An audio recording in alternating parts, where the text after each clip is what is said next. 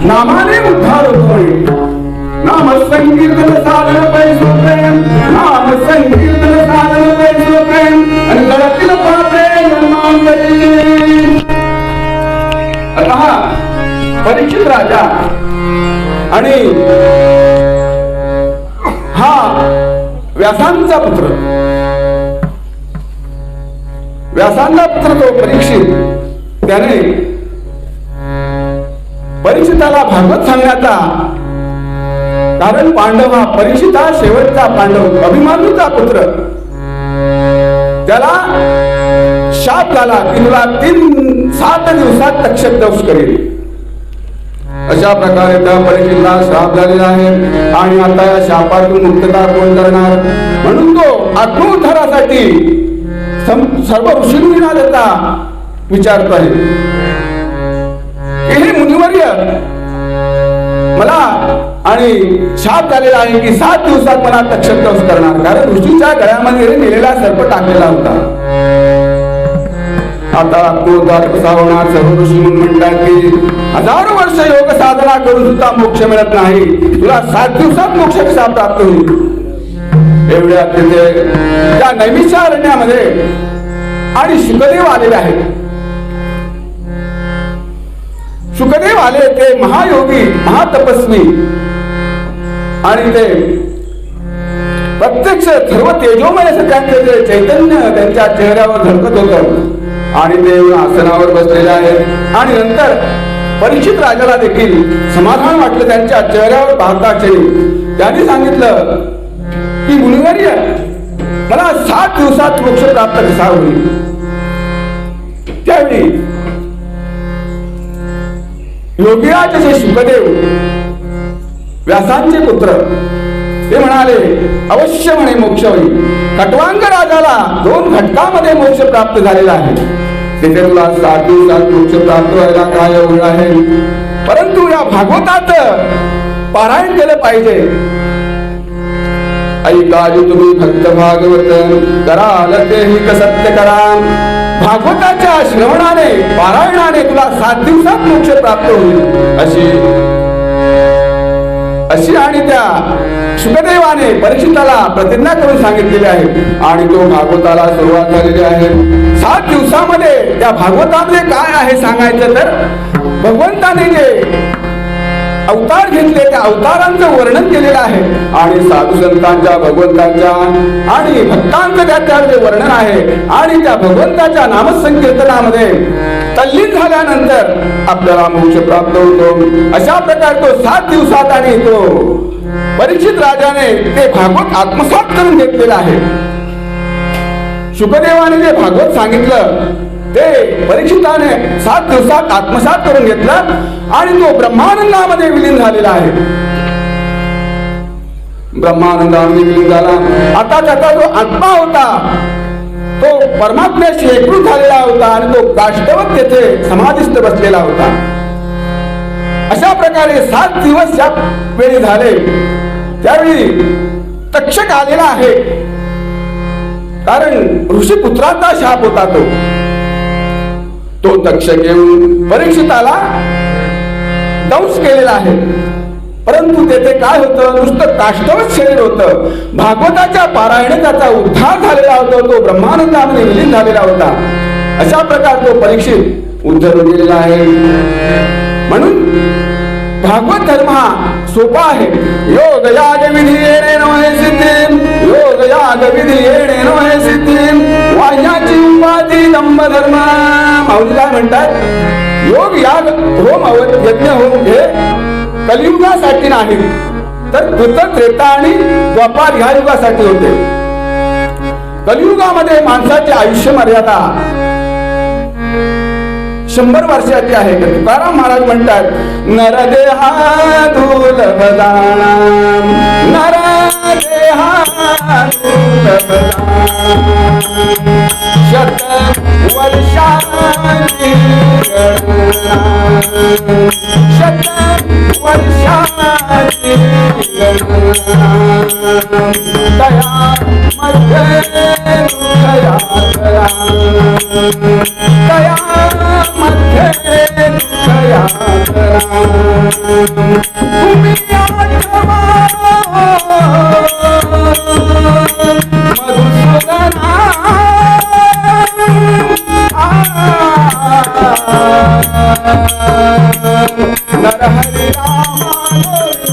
वासुदेवा, नरहरि रामा गोविंदा वासुदेवा, नरहरि रामा गोविंदा वासुदेवा.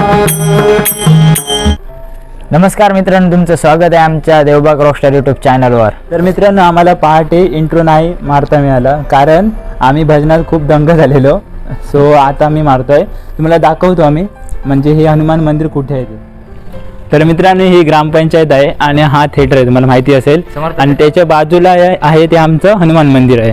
ते आता सध्या बांधकाम चालू आहे त्याचं. तर मित्रांनो, आम्ही जे कीर्तनाने केलं आहे ना, सगळं आता चालू आहे ना, ते इकडे होतं. आम्ही हे शॅक होती आणि हे आता मंदिराचं काम बांधकाम चालू आहे, अर्ध्यापैकी झालं आहे. हे जे आहे त्यावरती 2 कळश येणार आणि अर्धे काम आणि पूर्णपणे प्लास्टर वगैरे येणार.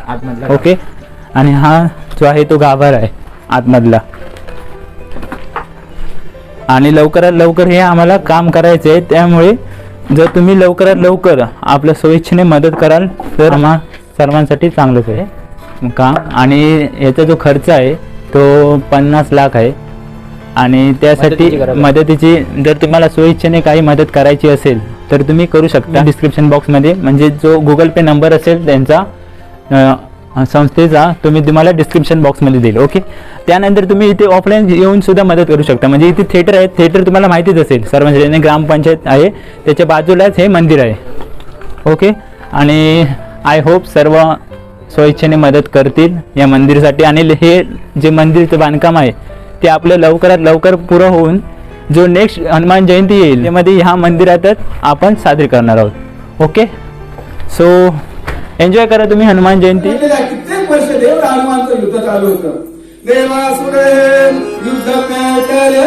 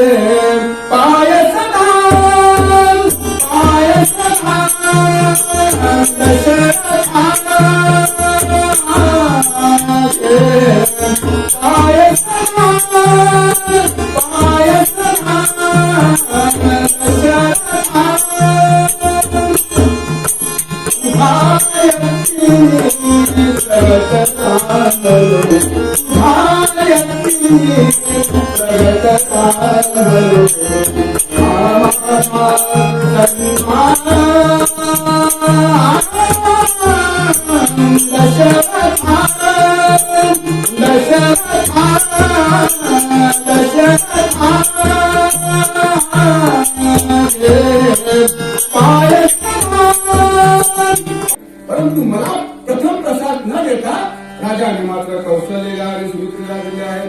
जळो हा पिंड आहे आणि ते दोघांना म्हणून तो प्रसाद घेऊन बसलेले आहे. एवढा असं घडलेलं आहे की देव दरबारामध्ये सुवशिका नावाच्या अक्षराने देवतांचा नृत्यगान करत चैत्रमास शुक्ल पक्षी पौर्णिमा तिथे लवकर होता क्षणी हनुमंत जन्मला.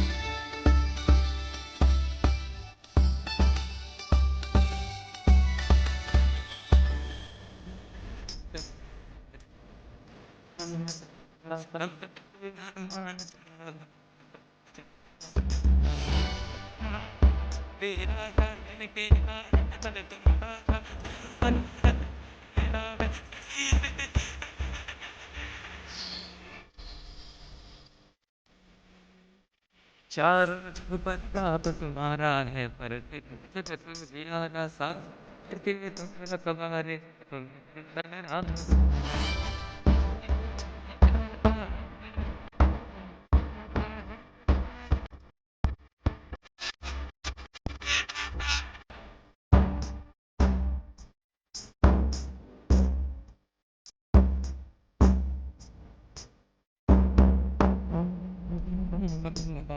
जन्म जन्म के दुख भरपूर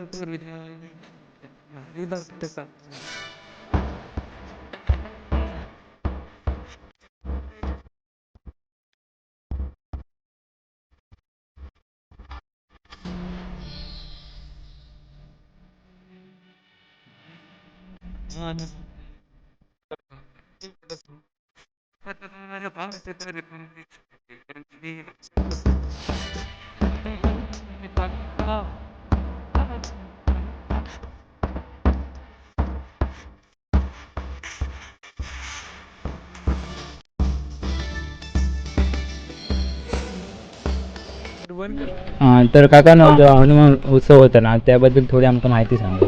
म्हणजे सातोसकर पांडुरंग सातोसकर ते येऊन की ना इथे नामीला हनुमान जयंती एक नारळ फोडायचे येऊन आणि तिथे 5-6 जणांका ते आपल्या असणाऱ्यांका प्रसादी त्याची द्यायचे.